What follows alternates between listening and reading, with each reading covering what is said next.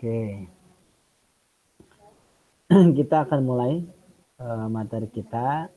Nanti sepanjang materi berjalan, Bapak harapkan untuk menonaktifkan speakernya ya. Nah ini sudah semua.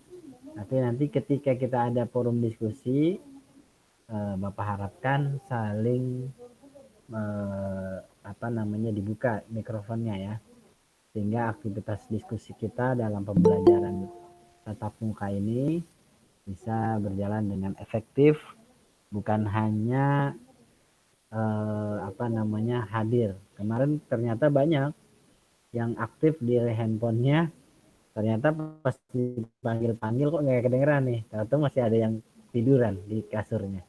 Nah ini jangan sampai kejadian kayak gini ya. Jadi Bapak harapkan kita materi live ini, materi streaming tatap muka virtual ini bisa ada interaksinya, bukan hanya mendengarkan sifatnya kayak nonton YouTube. Ini kan kita pengganti dari tatap muka di kelas kita, gitu kan? Oke, kita masuk saja ke materi kita. Ada ketua kelas ini sudah datang? Ada? Belum, Pak. Belum. Kalau gitu Bapak tunjuk aja ya untuk memimpin doa kepada saudara Kemal. Silakan dipimpin doa agar kegiatan pembelajaran kita pada pagi hari ini lewat virtual sebagai materi pengantar dapat berjalan dengan efektif, dapat berjalan dengan baik. Silakan Kemal, Bapak persilakan untuk memimpin doa di pagi hari ini pembelajaran tatap muka virtual kita. Sebelum mulai pelajaran, alangkah baiknya kita berdoa. Berdoa mulai. Bismillahirrahmanirrahim.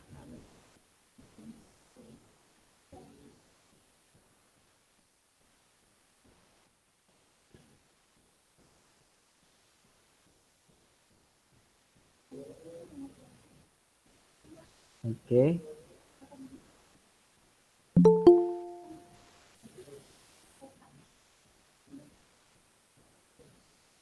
Selesai?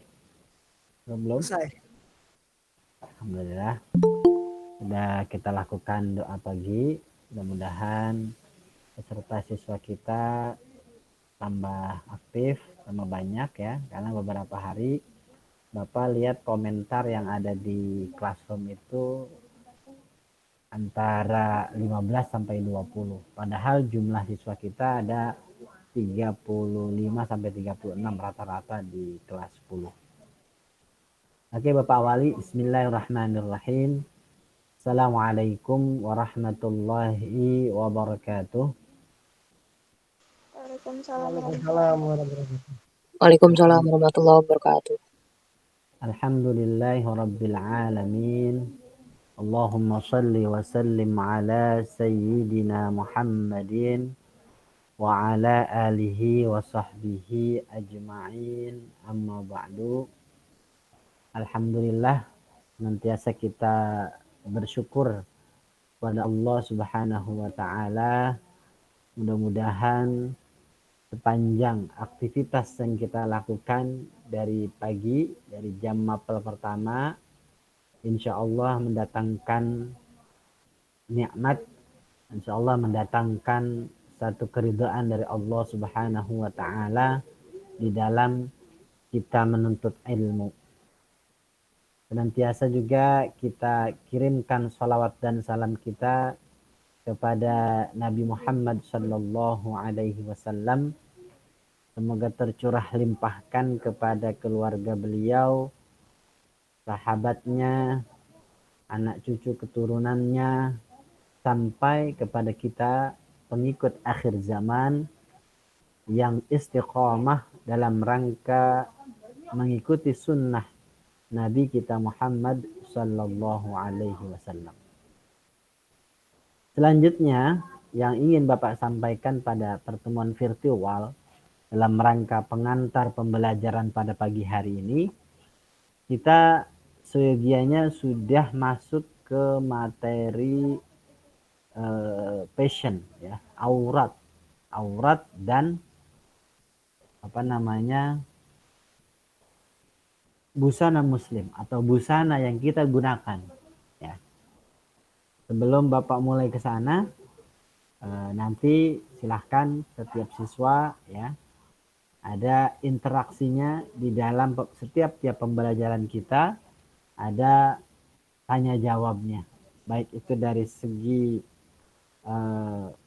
pendapat, opini dalam materi yang kita bahas hari ini, atau juga nanti ada interaksi bacaan Al-Quran. Karena seyogianya setiap muslim dan muslimah kita harus bangga sebagai pelajar ya, harus bangga senantiasa dapat berinteraksi dengan Al-Quran. Mengapa? Karena Al-Quran merupakan panduan hidup kita ya, atau disebut juga way of life, jalan hidup kita. Orang yang ketika tidak mau memiliki satu arahan hidup ya, atau panduan hidupnya, maka kehidupannya akan menjadi sia-sia.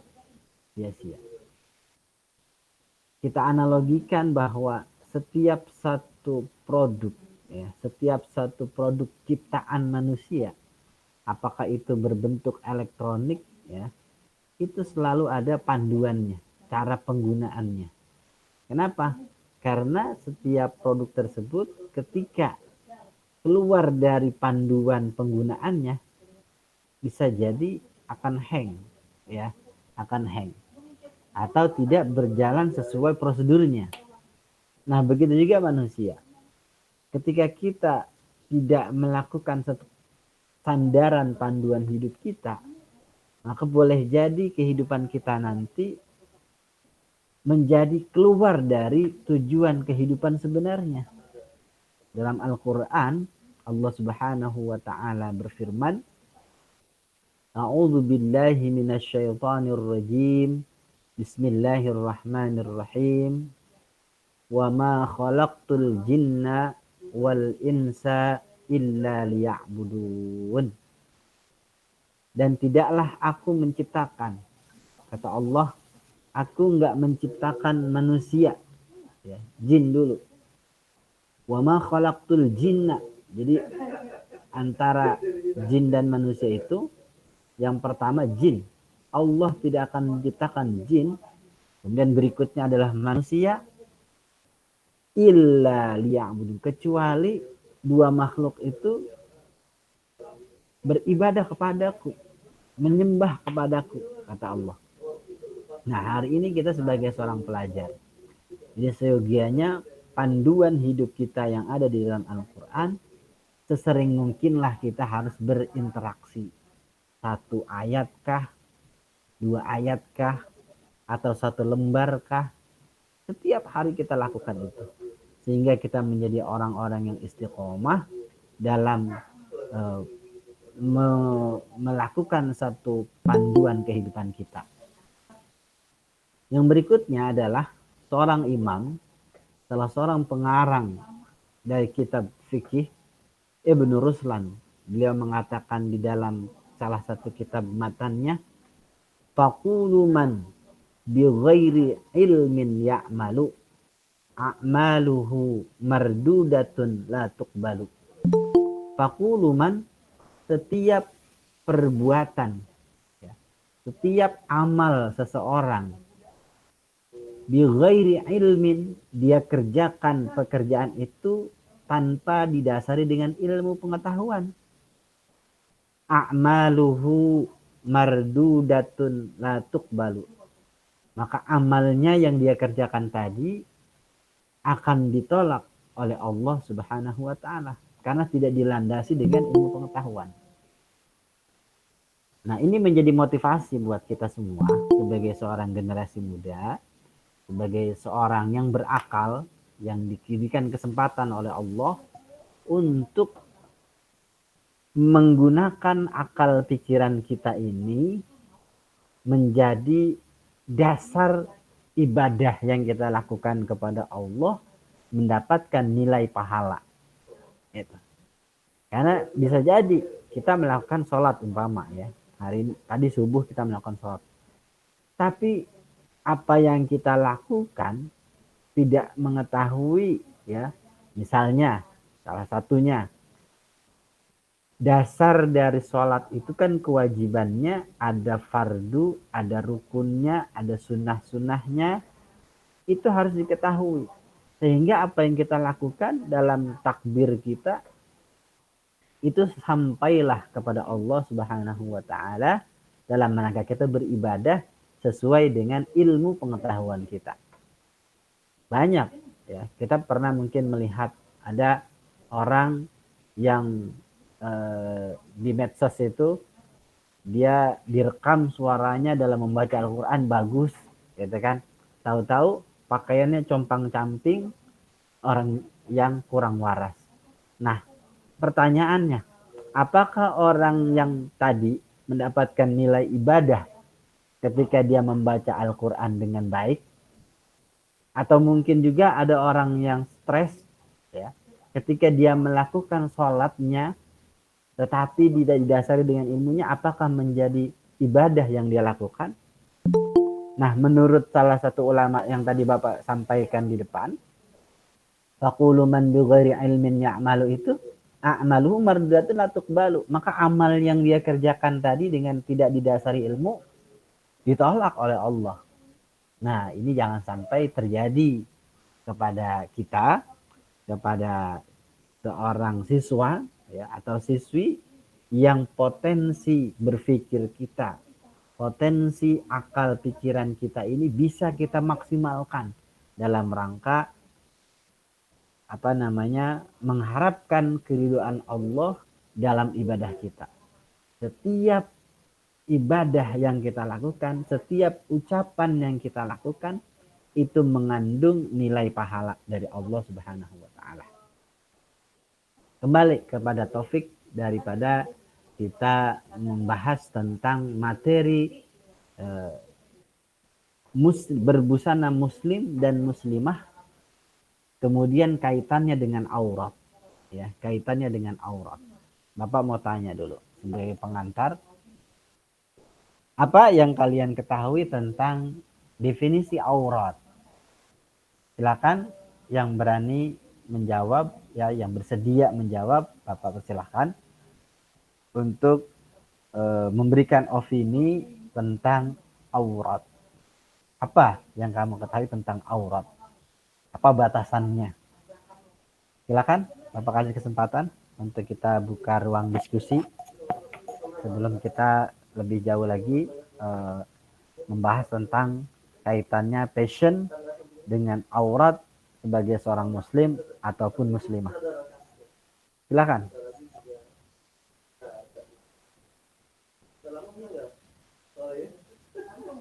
Ada yang bersedia mau memberikan opini?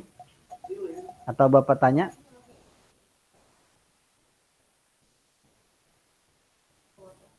Halo? Oke, karena tidak ada yang ini, Bapak langsung saja kepada siswa yang Bapak tunjuk untuk memberikan opini. Jadi memberikan pendapat atau opini itu jangan takut salah. Ya. Tidak ada dalam beban dosa ketika kita memberikan opini. Justru malah menjadi nilai pahala. Ya. Karena apa? Orang yang memberikan opini atau gambaran artinya dia membuka wawasannya untuk berdiskusi. Bapak ke Nur Husni Mubarak. Ya, mungkin 2 laki-laki, 2 perempuan, nanti Bapak mau coba untuk diskusikan tentang apa yang kamu ketahui tentang aurat. Silakan Husni Mubarak.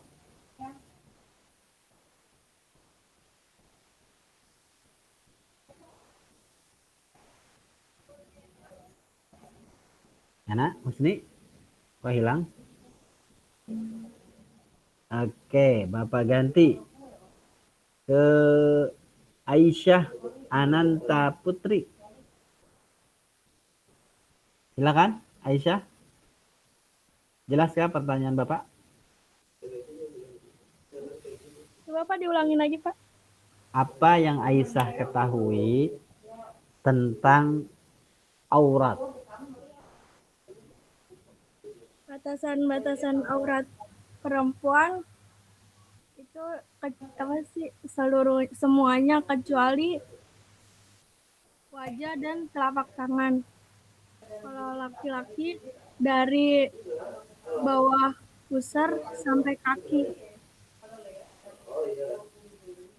Cukup? Ya, oke. Terima kasih Aisyah sudah memberikan komentar tentang opininya. Dari laki-laki, Bapak ganti ke Lutfi Nur. Silakan Lutfi Nur. Bisa mendengar suara Bapak? Pertanyaan masih sama? Bisa, Pak. Saya perempuan tapi saya akan menjawab, Pak. Oh, perempuan. Lutfi Nur ini perempuan ya? Mohon maaf Iya. ya. Iya, nggak Tak apa-apa, Pak. kirain laki-laki. Ya, silakan Lutfi. Aurat adalah bagian dari tubuh manusia yang wajib ditutupi dari pandangan orang lain dengan pakaian. Cukup? Oke, terima kasih ya Lutfi Nur. Iya. Berarti dari laki-lakinya yang belum nih. Bapak coba pindah ke Rafa Azima, perempuan atau laki-laki? Rafa? Iya, Pak. Laki-laki. Ya, silakan pertanyaan masih sama. Apa yang Rafa ketahui tentang aurat? Menurut saya aurat bagian dari tubuh manusia yang pada prinsipnya tidak boleh kelihatan kecuali dalam keadaan darurat, Pak. Kecuali dalam keadaan. Oke, kita garis bawahi ada tambahan baru kecuali dalam keadaan darurat. Oke, terima Iya, kasih. Pak. Satu lagi dari laki-laki mungkin ke Rafli Virgiawan. Bisa mendengarkah? Jelas suara Bapak? Rafli. Iya, Pak. Ayo, pertanyaannya masih sama. Apa pendapat Rafli tentang aurat? Eh,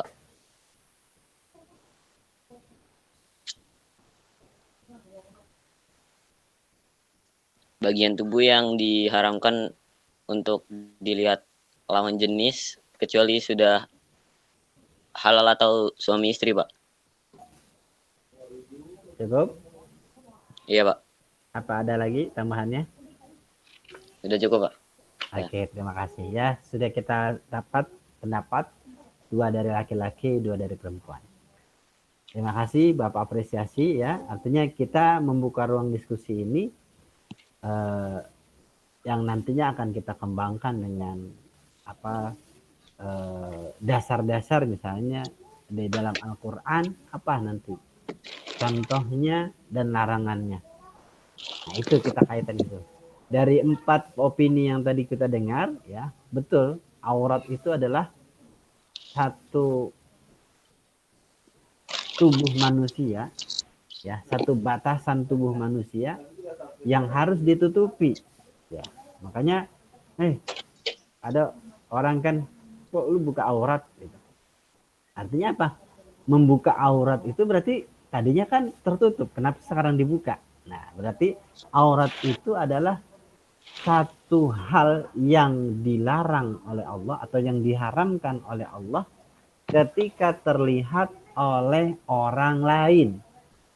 Orang lain ini mungkin nanti ada kaitannya dengan apakah dia sebagai muhrimnya atau mungkin juga misalnya dia sebagai orang di luar Islam. Itu salah satu yang disebut katakan aurat. Jadi aurat itu sesuatu batasan yang harus ditutupi dan tidak boleh terlihat oleh lawan jenis ataupun dirinya sendiri. Dalam satu keterangan salah seorang Khulafaur Rasyidin yaitu Imam Ali, beliau dalam hidupnya ya dari mulai akil balighnya sampai beliau menjadi khalifah dan kemudian meninggal, dalam sebuah riwayat tidak pernah melihat auratnya sendiri. Ya, tidak pernah melihat auratnya sendiri. Kemaluannya sendiri, tidak pernah melihat. Itu artinya apa? Ini menjadi contoh ya buat kita sebagai anak muda ya. Juga sama.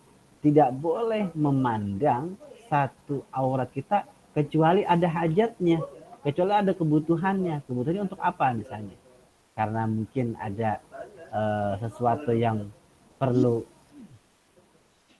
misalnya kita lihat, ya misalnya baru itulah yang menjadikan alasan itu diterima atau tidak terima dengan kaidah syariah.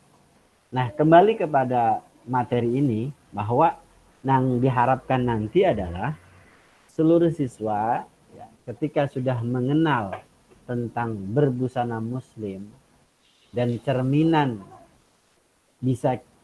kepribadian yang kita lakukan ini bisa kita terapkan dalam kehidupan sehari-hari kita.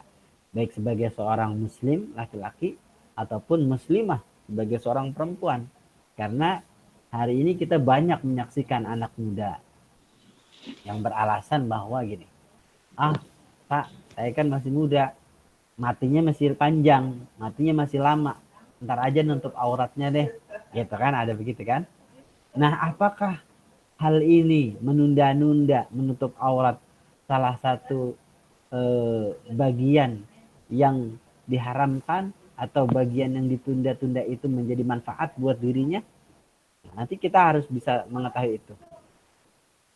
Yang berikutnya adalah bahwa pada satu keterangan ada di surah Al-Ahzab ayat 59. Mungkin nanti bisa kalian lihat ya di Al-Qur'annya, surat Al-Ahzab ayat 59. Bapak bacakan ayatnya. A'udzu billahi minasy syaithanir rajim. Bismillahirrahmanirrahim. Ya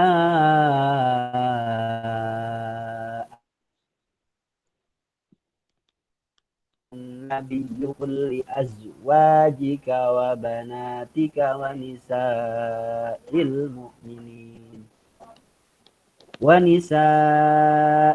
mu'minin yudnina 'alaihinna min jalabibihin dzalika adna ay yu'rafna fala yu'zain wa kana Allahu ghafurar rahima. Jadi kalian mungkin bisa ya melihat atau membaca ayat tersebut untuk dipraktekkan atau untuk lebih detail lagi, silakan diekspor pengetahuan kita makna dari ayat tersebut, kemudian asal usul atau yang disebutnya alasan ayat ini turun, nanti dilihat tafsirnya boleh. Dalam keterangan terjemahan wahai Nabi, jadi ayat ini diberlakukan kepada Nabi pada awalnya. Wahai Nabi, kata Allah, katakanlah kepada istri-istrimu. Jadi Nabi ditegur oleh Allah untuk menyampaikan kepada istri-istrinya, anak-anaknya yang perempuan, dan istri-istri orang-orang yang beriman, orang-orang mukmin. Hendaklah mereka, perempuan tadi yang disebutkan itu, menutupkan jilbabnya, atau yang menutupkan kerudungnya. Aurat itu seperti dari yang ada dari pendapat yang pertama tadi, menutupi batasan dari ujung rambut sampai ujung kaki kecuali telapak tangan. Hendaklah mereka menutupkan jilbabnya ke seluruh tubuh mereka Karena apa? Yang demikian itu agar mereka lebih mudah untuk dikenali. Jadi ada manfaatnya. Ketika wanita berhijab, ketika wanita berkerudung, itu mudah dikenali. Ada identitas di dalam dirinya. Ya, identitas apa? Seorang muslim, seorang muslimah. Itu salah satu identitas. Sehingga apa? Sehingga orang tersebut atau perempuan tersebut tidak mudah diganggu. Coba lihat, tidak mudah diganggu. Oleh siapa? Pasti oleh lawan jenisnya. Karena setiap manusia perempuan, ya, setiap perempuan, kita ini anak muda yang normal barangkali, ya, kita lihat, ya, perempuan-perempuan ABG seusia kita atau mungkin di atas kita yang melintas di depan kita ketika kita berjalan, ya, melintas di depan kita. Kan mau tidak mau kita melihat dan di dalam hati kita menilai itu, ya. Kalau orang itu berpakaian tidak baik, kita kan lihat, oh orang ini begini. Nah, maka ada unsur pada diri kita ini bakalan, ya, ada ketertarikan kepada lawan jenis, bisa jadi.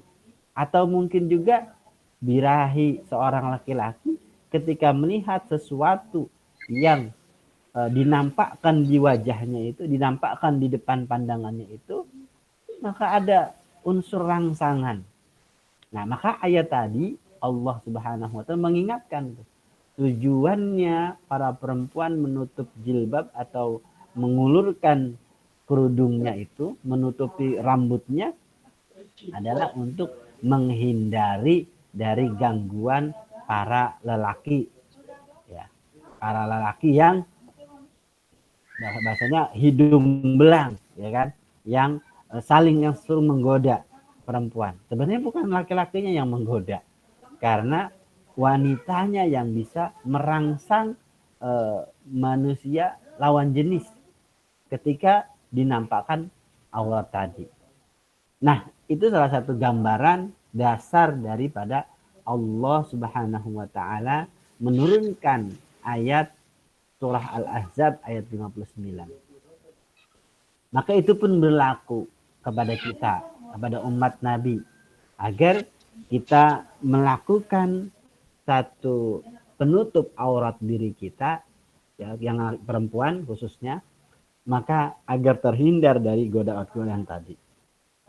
Kemudian kaitannya dengan kita menutup aurat, fikih telah mengatur, ya, ilmu fikih telah mengatur bagaimana kaitannya dengan ibadah yang kita lakukan ketika kita terbuka aurat kita.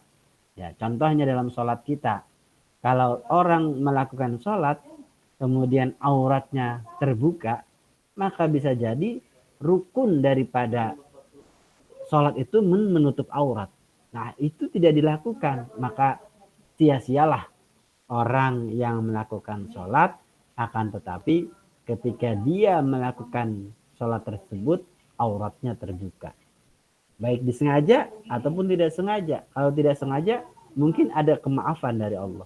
Tapi kalau sengaja-ngaja, ya, sholat, oke, perempuan nih mungkin, ya, perempuan pakai mukena nih, ya, Bapak sering menyaksikan nih perempuan.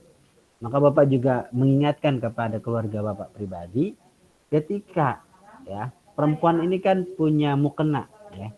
Mukena ini kadang-kadang apa yang penutup wajahnya ini kan, pas wajahnya ini kan kadang-kadang karetnya itu ada yang udah mekar, ya kan, karena udah lama, ya kan, nggak pernah ganti, akhirnya itu talinya kan mekar. Nah, sehingga ketika dia melakukan atau menggunakan mukena bagian penutup kepala itu, janggutnya ini terlihat. Dan tidak menutup kemungkinan ketika perempuan itu rambutnya ada yang menjulur ke belakang atau keluar dari mukena ini, dari karet ini, itu bagian aurat yang menjadikan sholat kita tidak sah. Maka Bapak menganjurkan kepada gadis, kepada perempuan-perempuan, untuk ketika dia melakukan sholat, yuk dilihat dulu auratnya nih. Ada enggak rambutnya yang keluar sehelai, dua helai? Kalau enggak, ya lebih bagus dia dikuncir dulu, kemudian dipakaikan apa tuh penutup kepala yang apa sarung ninja apa itu yang Bapak pernah lihat. Kemudian baru dia pakai mukenanya. Jadi tertib melakukan penggunaan mukena. Sehingga aurat itu ketika melakukan sholat, insya Allah yang dia lakukan itu ibadahnya dapat diterima oleh Allah Subhanahu wa Ta'ala. Nah, mungkin itu sebagai pengantar pembelajaran yang ingin Bapak sampaikan, ya. Kurang lebih kita sudah 30 menit untuk melakukan tatap muka virtual ini. Bapak mengharapkan nanti ada tagihan komentar pada diskusi kita di forum Classroom, dari diskusi kita pertanyaan tadi, silahkan saling dikomentari di materi tentang passion dan aurat yang kita bahas pada pagi hari ini.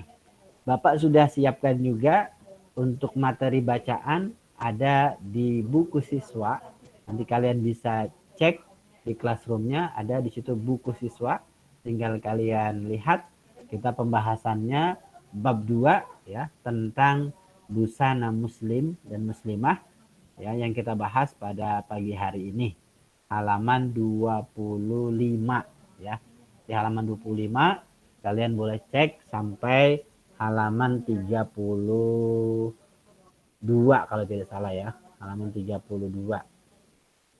untuk materi bacaan kita. Sehingga kita sebagai seorang muslim, sebagai seorang muslimah bisa menerapkan pengetahuan kita dalam kehidupan sehari-hari tentang batasan mana seorang muslim menampakkan tubuhnya ini.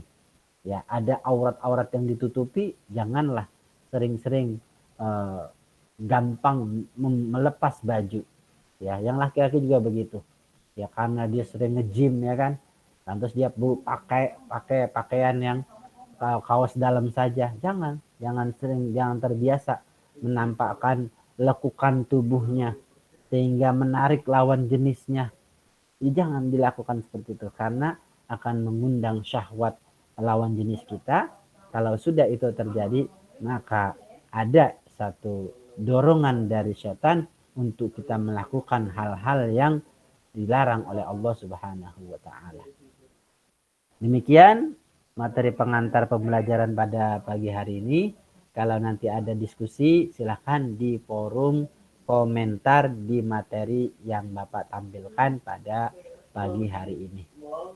Yang sudah hadir, Bapak ucapkan terima kasih. Mudah-mudahan nanti kita harapannya bisa berjumpa di secara langsung di sekolah kita di 69. Alhamdulillah Bapak udah bolak-balik ke sana. Satu sisi kelasnya sudah siap, infrastrukturnya sudah siap, hanya barangkali kebijakan yang dilakukan pada saat pandemi ini belum bisa melakukan pembelajaran tatap muka. Tapi tidak putus asa, kita jangan putus asa untuk terus senantiasa menjadi siswa yang kreatif, mandiri dalam pembelajaran kita sebagai siswa SMK 69. Bapak kasih motivasi sedikit bahwa apa yang kita lakukan hari ini insya Allah akan menjadi manfaat untuk dunia dan akhirat kita. Kata Nabi, khairun nas anfa'uhum linnas. Sebaik-baik manusia adalah yang memiliki manfaat untuk manusia. Maka lakukanlah satu usaha kamu, satu kreativitas kamu yang bakalan mengundang kemanfaatan untuk orang lain. Ya, terima kasih atas perhatiannya. Assalamualaikum warahmatullahi wabarakatuh. Waalaikumsalam warahmatullahi wabarakatuh. Kalian nanti boleh berkomentar di forum Classroom-nya. Nanti ada materi yang Bapak tempelkan untuk dikomentari. Ya, terima kasih. Kita live aja di forum Google Meet ini. nanti langsung cek di classroomnya. Ya, sampai berjumpa di lain waktu.